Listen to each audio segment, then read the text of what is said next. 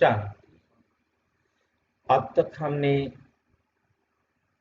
स्वयं के बारे में जाना, परमात्मा के बारे में जाना, सृष्टि चक्र के बारे में जाना, कर्मों की गति के बारे में जाना, भारत के इतिहास को भी जाना और सारे धर्मों के आने को भी जाना। कृष्ण के 84 जन्मों की कहानी को भी हमने जाना। उसके अंदर हमने बहुत संक्षिप्त में चर्चा की थी कि श्री कृष्ण कैसे बने। आज हमने ये जानना है कि श्री कृष्ण जो सर्वोच्च देवता है वो सर्वोच्च कैसे बन गया, उसने क्या किया, कब किया जो वो सर्वोच्च बना। दूसरा, हमारे मन में कुछ भ्रांतियां हैं, हमने कृष्ण को देहधारी भी समझ रखा है, श्री कृष्ण को द्वापर में आने वाला भी समझ रखा है, श्री कृष्ण के जन्म के बारे में भी हमारी कुछ भ्रांतियां, उन भ्रांतियों को भी हम यहाँ स्पष्ट करेंगे। फिर उनको इतना उच्च किसने बनाया और कब बनाया, इन सब प्रश्नों को आज हम यहाँ पर समझने का प्रयास करेंगे। आज हम प्रजापिता ब्रह्मा कुमारी ईश्वरीय विश्वविद्यालय का 10वां चित्र ले रहे हैं। इस 10वें चित्र में हमें श्री कृष्ण के बारे में जानकारी देने का प्रयास किया गया है। श्री कृष्ण को हम आज तक समझते आए कि श्री कृष्ण कहाँ जन्म लिया था, वासुदेव के घर जन्म लिया था, है नहीं, और पालन पोषण कहाँ हुआ था,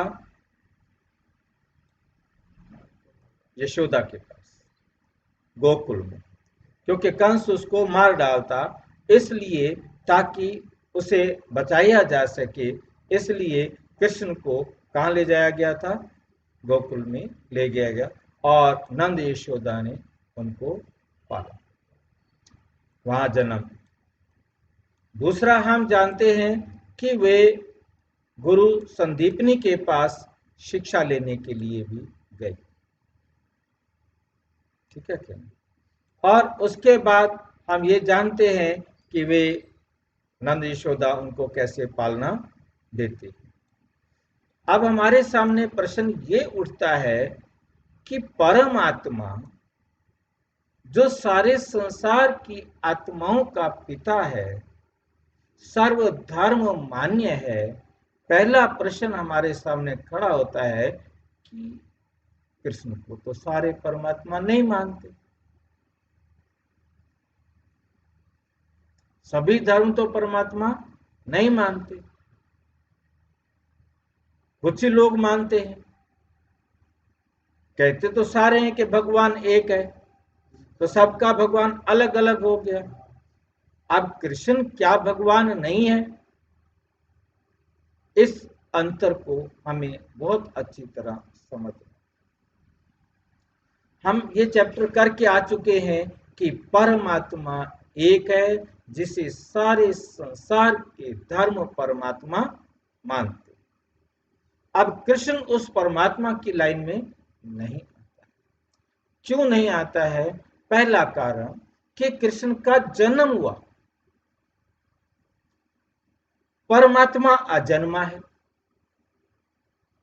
गीता के अंदर भी ये बात लिखी गई, 7वें अध्याय के 21वें श्लोक के अंदर, 23वें श्लोक के अंदर, मैं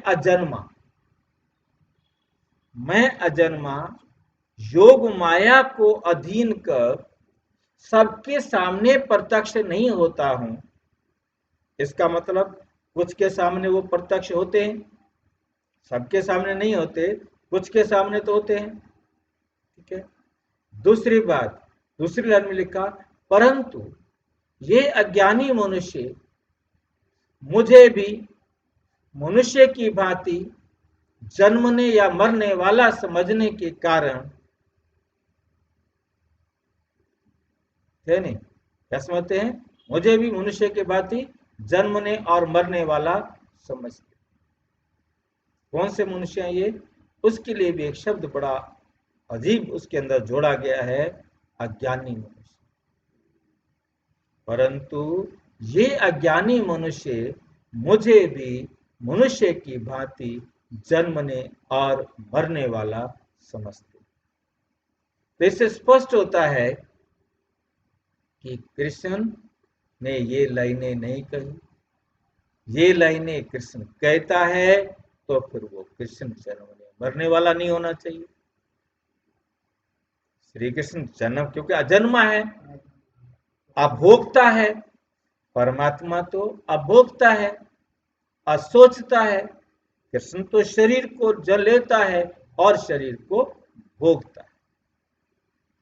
कृष्ण पुनर्जन्म में आता है क्योंकि कृष्ण को भी मृत्यु हुआ। गांधारी ने उसको श्राप दिया, उसका मृत्यु हुआ। और जब कृष्ण का मृत्यु हो गया तो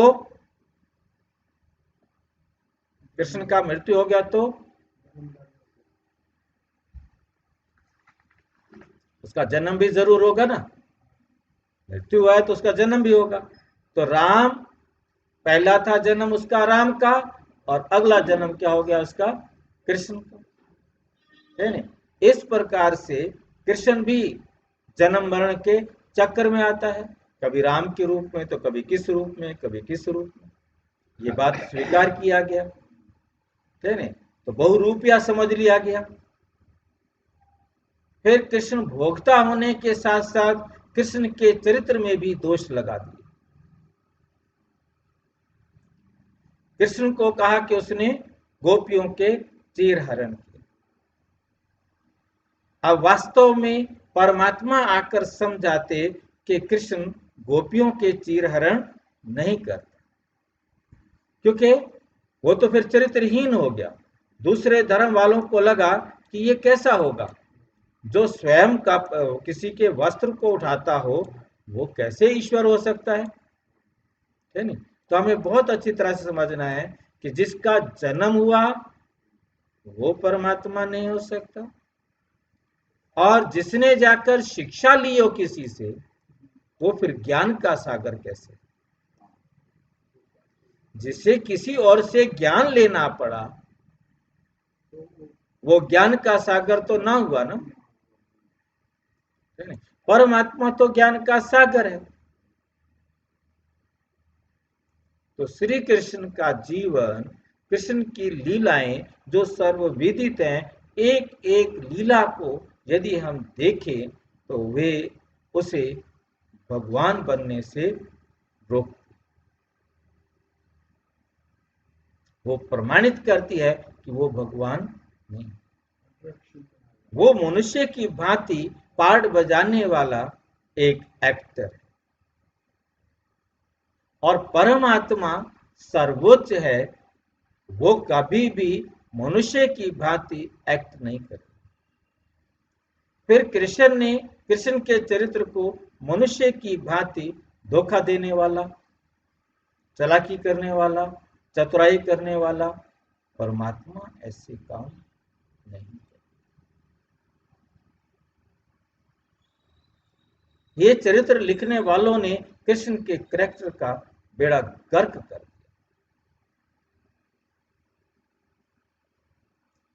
वरना कृष्ण तो सतयुग का प्रथम राजकुमार। उन्होंने कृष्ण को कहां दिखा दिया? द्वापुर में। जबकि कृष्ण आते हैं सतयुग, स्वर्ग।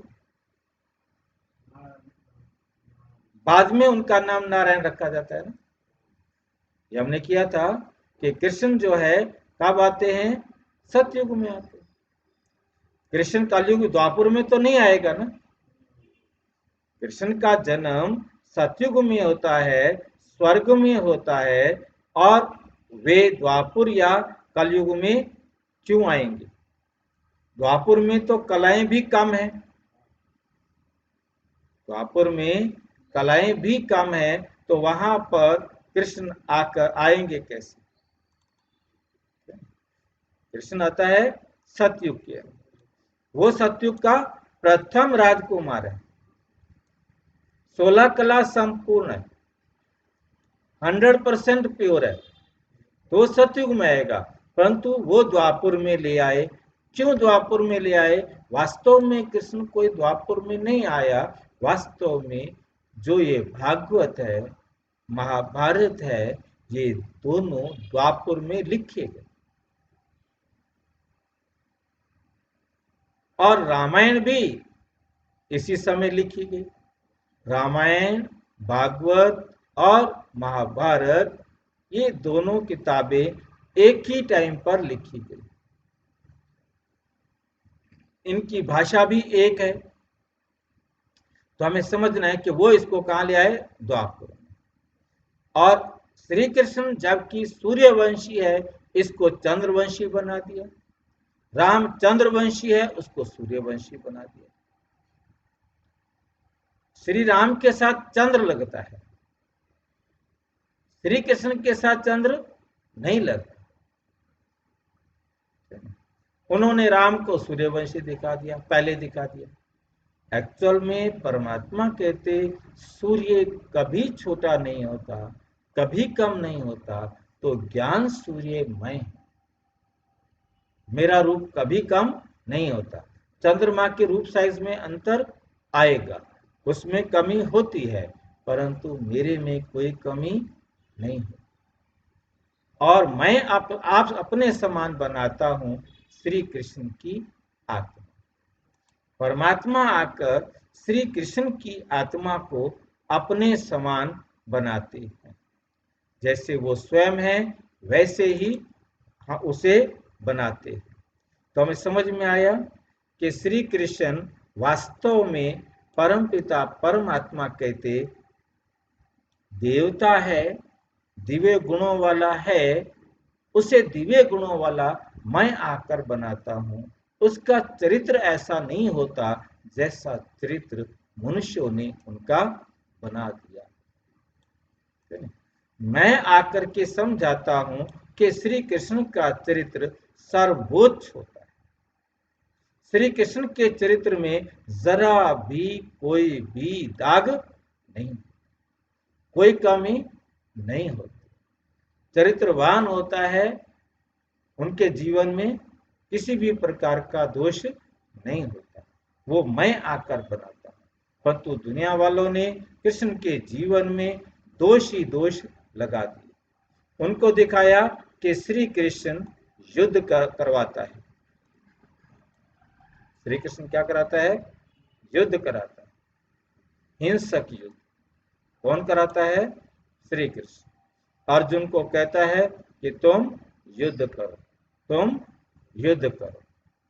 अब सोचने वाली बात है कि गीता का ज्ञान भी कृष्ण ने कहां दिया? युद्ध के मैदान में।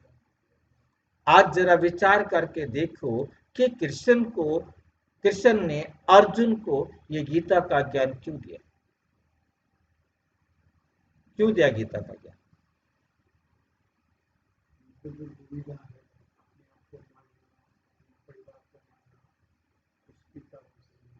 उसने युद्ध करने से इनकार कर दिया। अर्जुन ने युद्ध करने से क्यों इनकार किया?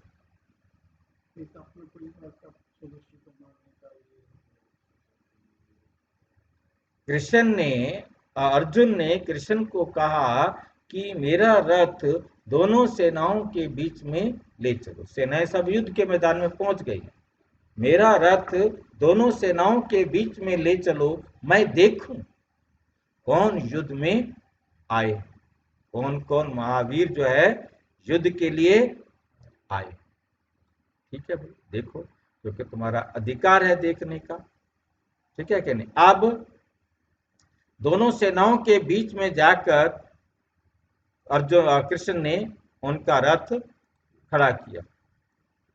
अब जब रथ दोनों सेनाओं के बीच में पहुंच गया, दोनों तरफ देखा, इधर भी मेरे परिवार के लोग, इधर भी मेरे ही परिवार के लोग, जिनके लिए मैंने राज्य करना है वही मर जाएंगे। किसके लिए मैं राज्य करूं? एक कारण बताया। दूसरा कारण कहा कि इधर भी मेरी सेना है, इधर भी मेरी सेना है, मेरी तो प्रजा है, कुछ इधर खड़ी है तो कुछ इधर खड़ी है। सारी मेरी जो प्रजा है उसमें 18 अक्षौणी सेना चाहे इधर खड़ी है चाहे इधर खड़ी है तो मेरी ही सेना,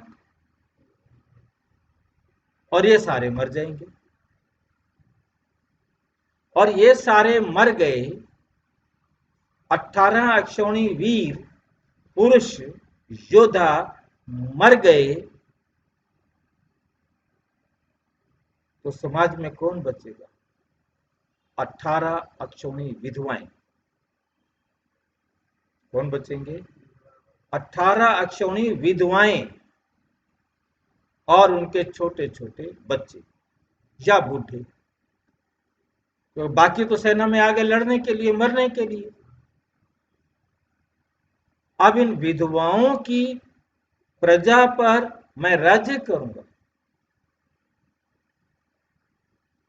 ऐसा राज्य मुझे नहीं चाहिए। इससे अच्छा है कि मैं भीख मांग के रहूं। ये गीता में भीख मांग के रहूंगा, परंतु मैं युद्ध नहीं करूंगा। और उसने अपना धनुष रख दिया। अब ये सोच के बताओ कि यदि आप अर्जुन की जगह पर होते तो क्या आप युद्ध करते कि यही कहते? अर्जुन के साथ सहमत है नहीं? अर्जुन युद्ध नहीं करना चाहता, इतनी सेना को नहीं मारना चाहता। इसका मतलब ये कृष्ण का ही खेल है। ये कृष्ण ही युद्ध कराना चाहता था, और युद्ध कराने के लिए उसने कृष्ण को उकसाया।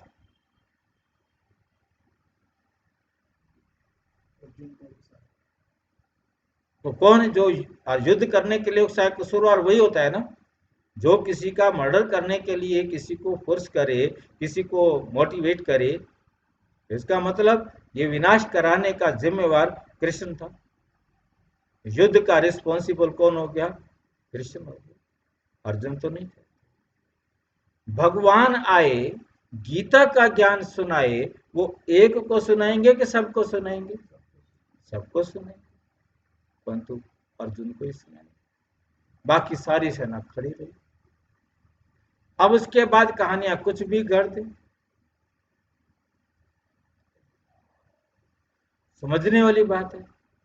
अब उसके बाद क्या होता है कि युद्ध के लिए कृष्ण तैयार हो गया है।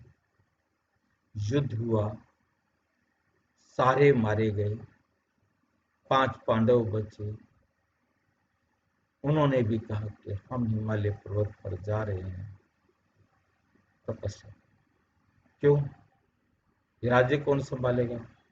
हमने बहुत बड़ा पाप किया है, हम प्रायश्चित करने के लिए जा रहे हैं। अरे भाई, हमारा क्या होगा? प्रजा आगे हाथ जोड़ करके खड़ी हो गई, हम कहां जाएं? हमारे तो कोई राजा ही नहीं रहा। उसके बाद ताकि वो अभिमन्यु का बेटा है ना, वो आपका राजा। अरे भाई, वो तो गर्भ में है, लड़की होगा लड़का होगा पता नहीं, चलो लड़का हो भी गया। अब हो गया तो पैदा होते थोड़ा राजगद्दी पर बैठ जाएगा।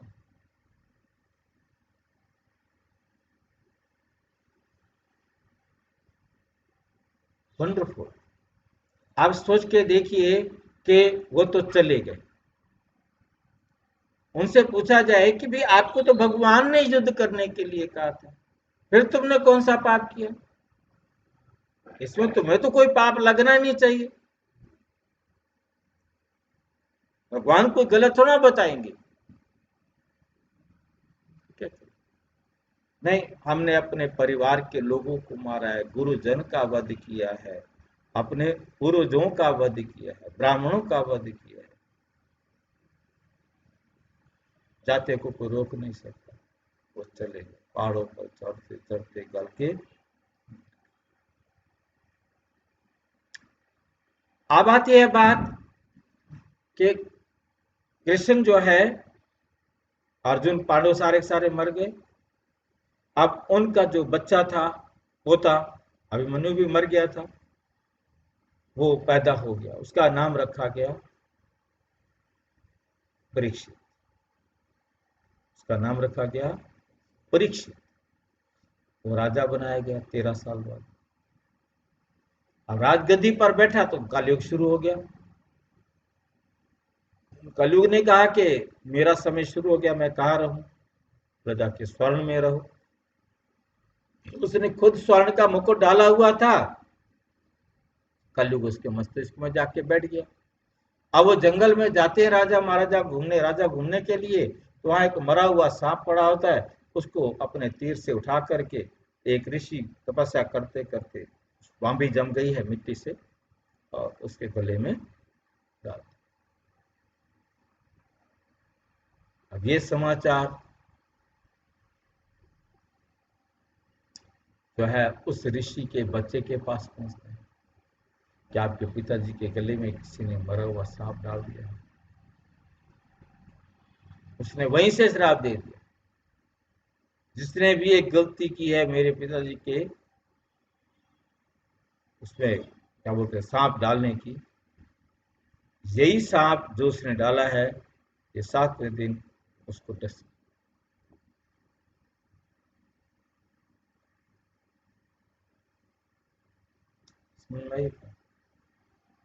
आप सोचिए, विचार करने वाली बात है कि वो आकर के उसे डसता है और वो मर जाता है। वो भागता जाता है मरने से पहले, इसको क्या बोलते हैं, सुखदेव को बुला के लाता है, वो भागवत सुनाता रहता है, फिर भी मर। अब प्रश्न उठता है कि भगवान आए, गीता का ज्ञान सुनाए, असुरों का नाश कराए, सुख का समय स्वर्ग आना चाहिए था या दुख का समय नरक।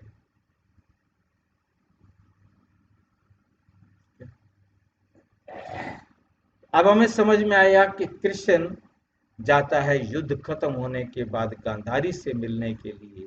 तो गांधारी कहते हैं कृष्ण तू चाहता तो युद्ध को रोक सकता था।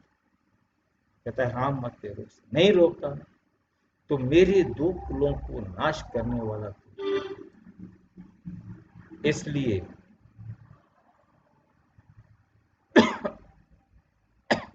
मैं तुम्हें श्राप देती हूं, सारे युद्धवंश का नाश स्वीकार है। सारे यादव मर गए, कृष्ण के भी पैर में बहिले ने तीर मारा, कृष्ण भगवान तो कभी मृत्यु को प्राप्त, परमात्मा आकर ऐसे हिंसक युद्ध नहीं। इमरजेंसी है अलग बात, परंतु किसी को दुख दे करके कुछ पाना ये अलग। तुम्हारे समझ स्पष्ट हुआ? अभी तक की बातों से लगता है कि श्री कृष्ण भले एक ऊंच देवता था, जन्म लेते लेते 84 जन्म लेते लेते वो भी धीरे धीरे पतित बनता है। इसलिए कहा जाता है कृष्ण को श्याम सुंदर। कृष्ण सुंदर था, सत्य था, वही द्वापुर में आकर क्या हो गया, पतित हो गया, काला हो गया। जिसको दिखाया कि कृष्ण कहां कूदा, काली देह में कूदा। अब परमात्मा कहते बच्चे मैं आऊं, मैं आकर सबको ज्ञान सुनाऊंगा ना। अब मैं आया हूं तो मैं सबको ज्ञान सुनाता। क्या सुनाते हैं? काम, क्रोध, लोभ, मोह, अहंकार, आज सभी अलंकार। किसके लिए? देवी देवताओं के लिए। ले लो। तो हमें समझ में आया कि परमात्मा आकर अहिंसक युद्ध कराएंगे, ना कि हिंसक की लड़ाई कराएंगे। अब आती है बात, कृष्ण परमात्मा नहीं है, कृष्ण देवता है, कृष्ण सर्वोच्च है, इसमें कोई शक नहीं। देवी देवताओं में 100% 16 आने सच्चे बनने वाला पवित्र देवता ही। ठीक है, तो अब हमने देखना है कि श्री कृष्ण का जन्म कैसे हो। आखा तीज आती है ना, अक्खन तीज बोलते हैं, तृतीयाखन तृतीयासी। तो इस पर हमारे शास्त्रों में लिखा हुआ है कि श्री कृष्ण पीपल के पत्ते पर अंगूठा चूसता हुआ आया, अंगूठा चूसता हुआ। और अभी कहां से आया, फिर कहां गया, इसके बारे में कुछ पता नहीं, इसके बारे में कुछ पता नहीं। सिर्फ इतना ही हमारे शास्त्रों में लिखा है कि श्री कृष्ण पीपल के पत्ते पर अंगूठा चूसता हुआ आया और भगवान के दर्शन किए सबने और वापस चला।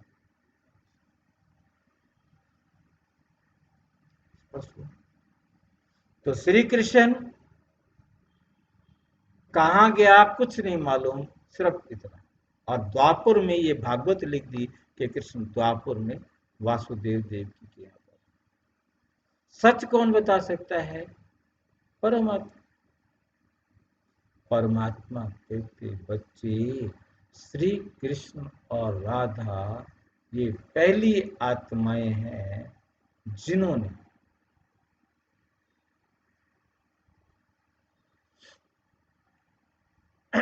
क्या किया, अपने आप को 100% प्योर बनाया। और ये मेरे बच्चे, मैं आकर इनको ज्ञान देता हूं। जो ज्ञान प्राय क्या हो जाता है, लोक। ज्ञान मैं आकर देता हूं, परंतु वही ज्ञान क्या होता है, प्राय लोक। थोड़ा थोड़ा रहता। कृष्ण और राधे का जन्म जो जन्म है ये, कृष्ण का जन्म अब होता है जब परमात्मा आकर ज्ञान देते। परमात्मा कहते बच्चे गीता का ज्ञान कृष्ण ने नहीं दिया।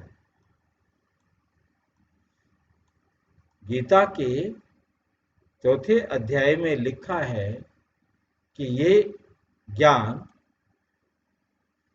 सूर्य ने मनु को, पहला श्लोक है 4थे अध्याय का, ये ज्ञान सूर्य ने मनु को, मनु ने इक्ष्वाकु को, और इक्ष्वाकु ने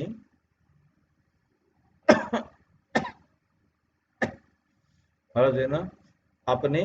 इक्ष्वाकु के बाद जो नए ज्ञान क्या हो गया, प्राय लोप हो गया। और जो ज्ञान प्राय लोप हो गया था, हे अर्जुन वे ज्ञान मैं तुम्हें सुना। कृष्ण कह रहे हैं अर्जुन से, ये ज्ञान किसने, सूर्य ने। सबसे पहले सूर्य ने किसको दिया, मनु ने इक्ष्वाकु, पहला मनुष्य।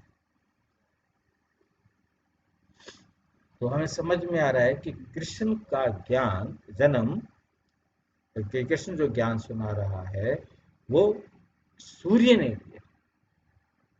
तो परमात्मा कहते बच्चे ज्ञान सूर्य तो मैं हूं, मैं आकर सबको गीता का ज्ञान सुनाता हूं। और जिस ज्ञान को सुनकर कृष्ण देवता बनता, कृष्ण देवता बनता है जिस ज्ञान को सुनकर, वह है गीता जो मैं आकर सुना। जो दुनिया वालों ने लिखी है वह है झूठी गीता। ये जो मैं आके सुनाता हूं यह है सच्ची गीता। तो मैं हूं पिता, यहां दिखाया है परम पिता शिव परमात्मा आकर जो गीता का ज्ञान सुनाते हैं, उस गीता से जन्म होता है श्री कृष्ण। श्री कृष्ण की आत्मा 100% गीता का ज्ञान अपने में लिमिट करती है, महत्व रहती है। तो यहां दिखाया है गीता द्वारा श्री कृष्ण का जन्म। गीता माता है और कृष्ण कृष्ण क्या होगा? देवता। तो कृष्ण जो है सतयुग के आदि में आता है, जो ज्ञान को लेकर 100% शुद्ध बनता है और उस को प्राप्त कर। तो गीता का ज्ञान देने वाला परमपिता परमात्मा शिव, जो आकर कलयुग के अंत में सारी दुनिया को पावन बनाने की ट्रेनिंग देते हैं, वो दे रहे हैं। हमें उस परमात्मा पालना में खुश रहना है। तो हमें समझ में आ गया श्री कृष्ण के जन्म के बारे में।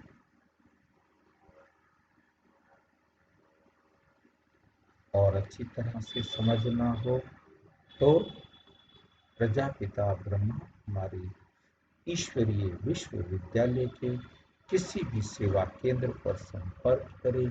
और यदि कोई प्रश्न हो तो 9213106986 पर केवल टेलीग्राम करें। 9650692270 पर आप व्हाट्सएप कर सकते। ओम शांति। जो भगवत गीता है, भगवत गीता क्या असली नहीं है जो हम लोग पढ़ते हैं? इसको कल आपको नेक्स्ट क्लास में ये क्वेश्चन लेंगे कि भगवत गीता कब लिखी गई और रामायण कब लिखी गई। नेक्स्ट क्लास में पहले क्वेश्चन पूछे तो मैं यहाँ ऐड कर देता, तो टाइम को आज हो गया है ना।